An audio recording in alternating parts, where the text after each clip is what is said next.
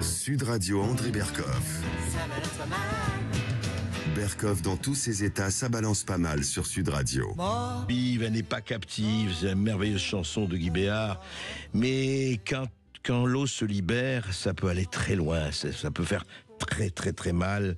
On a vu ce qui s'est passé là, ce qui se passe encore à Valencia en Espagne, et ça a été terrible. On a vu ces images incroyables, 200 morts, des voitures flottant au fil de l'eau, vraiment une espèce d'eau qui se débonde et qui envahit partout, en tout cas les environs et la banlieue de Valencia, et ça a été terrible. Et on a vu ce qui s'est passé, manifestation par rapport au Premier ministre Sanchez et par rapport au roi et à la reine qui eux ont affronté la foule, mais ça a été vraiment très très très très très dramatique, et on se dit mais ça peut arriver alors partout comme ça.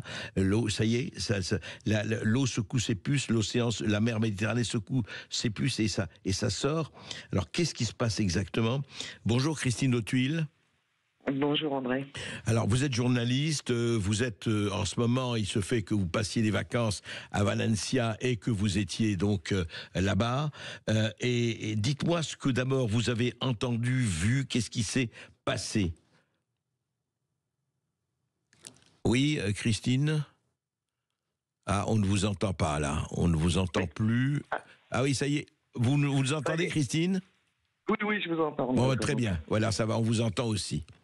Vous avez entendu ma question, alors qu'est-ce qui s'est vraiment passé? Comment ça s'est passé? Écoutez, on fait un petit flashback. Mercredi dernier, à partir de 17h, donc moi je parle de Valencia même, la ville, Oui. Les portables ont sonné avec une alerte extrêmement impressionnante. C'est pas où on nous demandait de rester, de ne pas bouger. Tous les portables ont sonné de toute la population? Non, alors ça fait partie des questions qui seront après. C'est pourquoi certains portables, et notamment les Français, ont sonné, alors que des portables espagnols n'ont pas sonné. D'accord. Donc là, voilà des explications. Mais il faut vraiment vous rendre compte qu'à 17h, à Valencia, il n'y avait quasiment rien. Quand je dis rien, il y avait un petit peu de pluie, un petit peu de vent. Donc c'est extrêmement difficile de se rendre compte de la ville, alors qu'à 5 km de là où je suis, c'est la folie. Mais on ne voyait rien. Ah oui, vous voulez dire à 5 km dans Valencia, dans le centre de Valencia, il n'y avait rien? Il n'y avait rien. Et là-bas, c'était le déluge. D'accord. Voilà. C'est-à-dire que si vous arrivez à Valencia aujourd'hui, dans la ville, vous direz, il ne s'est rien passé. À 5 km, et le mot qui revient le plus souvent ici, c'est « es un désastre ». C'est un désastre. J'ai eu ma voisine qui s'est effondrée dans mes bras, parce que tout le monde est concerné. Si vous voulez, Valencia n'est pas touché, mais tout le monde a des amis de la famille qui vivent dans les environs. Vous voulez dire que ça a touché ça a touché tous les environs de Valencia, c'est ça? Quasiment tous les environs de Valencia. D'accord. Donc ici, c'est vraiment la sidération. On n'arrive pas à se rendre compte. C'est presque invraisemblable. On a l'impression de se retrouver dans un film catastrophe. Ouais. En sachant encore une fois que comme sur Valencia, on a eu cette chance d'être sauvegardé, il y a quelque chose d'extrêmement fort ici, c'est cette solidarité dont vous avez entendu parler sur les ondes, une solidarité qui ne s'arrête pas.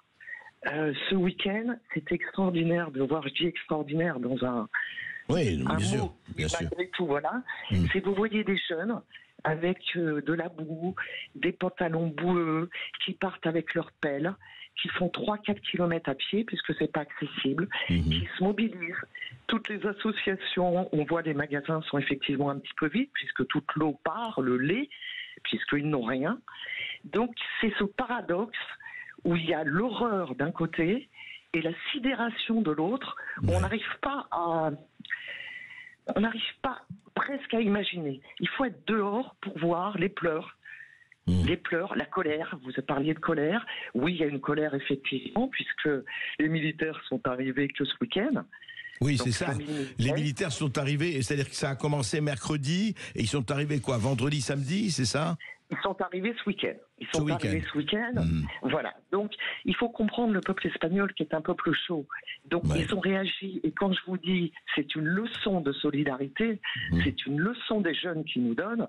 C'est pas des mots en l'air. C'est pas des mots en l'air. Par contre, la colère derrière, après, je dirais, cette consternation, oui, il y a la colère, et la colère principalement contre, je dirais, des politiques, aussi bien le chef du gouvernement que le chef de la province. Il faut savoir que ce n'est pas le même bord politique, et les Espagnols ont encore l'impression qu'ils subissent un petit peu ces histoires de politique droite. Oui, de rivalité presque entre les deux bords, c'est ça, de Sanchez et le gouverneur de la province. Ouais. Totalement. Donc, sincèrement, on les voit peu. Le seul qu'on a vu, c'est le roi qui en a pris effectivement plein la tête avec Laetitia. C'est assez étrange puisque Sanchez, les mots sont très, très, très durs. Quand vous avez entendu assassino, hijo de puta, ça ne se traduit pas, on comprend. C'est pas pour rien. C'est pas pour rien. Donc, écoutez, ici, il fait beau aujourd'hui, donc vous voyez, il fait presque un temps d'automne, d'été, de fin d'été. Et de l'autre côté, il y a toujours des sirènes. Et la solidarité a été très forte. Alors, le peuple espagnol est allé, justement, même ceux qui habitaient le centre-ville, sont allés aider les gens qui étaient sinistrés, quoi. Qui sont sinistrés. Totalement. Ouais. Alors, je dis encore une fois, principalement les jeunes, parce qu'ils sont en vacances, les étudiants, qu'ils ont effectivement, alors encore une fois, la sécurité civile, les pompiers sont exténués. Ah oui. Un pompier disait qu'il n'avait pas dormi pendant 36 heures. Les scènes sont apocalyptiques. Donc, si vous voulez, il y a un désarroi. Et vraiment des centaines de morts, enfin des dizaines de morts, on annonce plus de 217 morts, mais on sait que tous les jours, on va retrouver, là, les parkings sont en train d'être vidés, les parkings des centres commerciaux, parce qu'en fait, c'est cette sururbanisation. Une bétonisation à outrance qui fait qu'on en est arrivé là et que Valencia, entre guillemets, a été protégée, la ville a été protégée. Donc, pour certains, c'était presque... On pouvait s'y attendre. Mais vous savez, Christine, je vais vous dire, Christine, tu pouvais s'y attendre. On a un article, écoutez-moi bien, parce que c'est très important, parce que ça peut arriver en France et ailleurs. Il y a un article du Courrier international du 13 juin 2022. Je dis bien 2022, donc il y a plus de 2 ans. Voilà ce qui se dit. Et que maintenant, tout le monde commence à savoir. En 2021, l'Espagne a supprimé 108 barrages hydrauliques à travers son territoire, plus que n'importe quel autre pays en Europe. Alors, il disait, oui, utilité pour l'irrigation, etc., mais beaucoup d'entre eux sont obsolètes, disait-on, notamment le journal El País. Mais ce qui est intéressant, l'Espagne a battu un record, donc 108 infrastructures. Ces obstacles sont majoritairement, qu'est-ce qu'ils ont détruit? Des barrages et des digues. Il y en aurait quelques 171 000 barrages et digues à travers le pays, au fil des 187 800 km de cours d'eau qui s'écoulent en Espagne. 187 800 de cours d'eau. Et alors, on dit oui, mais de nos jours, on considère que libérer ces cours d'eau leur permet de réinvestir leurs berges, présente non seulement de grands avantages environnementaux, mais constitue également le meilleur moyen de prévenir les dommages causés par les inondations. Voilà ce que disaient ceux qui disaient c'est très bien pour l'environnement de détruire les barrages. Mais d'autres, même El País le disait, vivent débat. Dans certaines zones d'Espagne, les barrages sont indispensables pour empêcher les cours d'eau de s'écouler vers des habitations en cas de crue. Est-ce que ce n'est pas ce qui est arrivé en Espagne, là, à Valencia, Christine Autuil? Vous avez tout dit, vous avez bien résumé. Et ça sera effectivement les questions après. C'est-à-dire qu'il va falloir rendre des comptes. Pourquoi? Parce que effectivement la catastrophe est là, mais ça veut dire qu'elle peut recommencer presque du jour au lendemain. Mais oui. Donc oui, il y a beaucoup de questions sans réponse. D'où cette sidération et puis encore une fois cette colère contre les dirigeants en disant mais qu'est-ce qu'ils ont fait? Oui, et pourquoi ils ont fait? Oui, c'est fou. Et au nom de quoi? Oui, au nom de quoi ils font ça? Effectivement.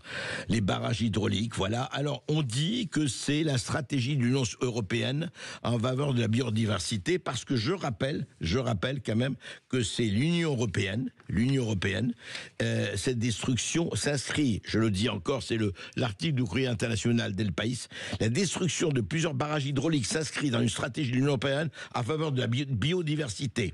D'ici à 2030, écoutez-moi bien, l'Union européenne souhaiterait établir l'écoulement libre d'au moins 25 000 km de cours d'eau dans les pays européens. L'écoulement libre d'au moins 25 000 km de cours d'eau dans les pays européens.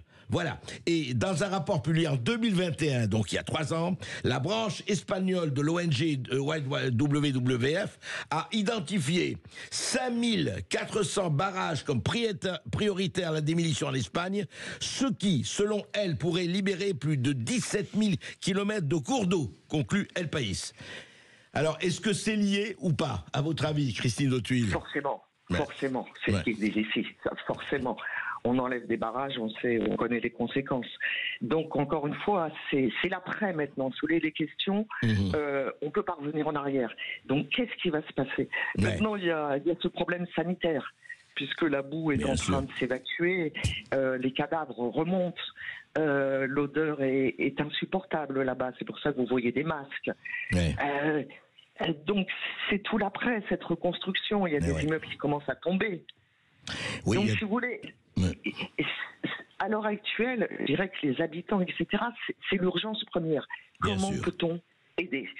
Les politiques, en règle générale, vont devoir donner des comptes, l'Union européenne aussi. Et si on entendait assassinat, c'est pas pour rien, parce que finalement, certains Espagnols ont l'impression qu'on les a presque aidés, si vous voulez, à... On peut se demander, effectivement. Merci, Christine. Merci. Merci, Christine Dautuil. La dernière chose, André, que je voulais dire, c'est qu'effectivement, la France a proposé son aide. Là aussi, c'est une incompréhension, puisqu'il n'y a pas de réaction du côté de l'Espagne. Mais par contre, le secours populaire s'organise actuellement en France pour récupérer des denrées, de la finance pour aider l'Espagne. Donc de France, si vous souhaitez faire quelque chose, c'est passer par le secours populaire. Eh bien, très bien, c'est enregistré. Le secours populaire, on le connaît.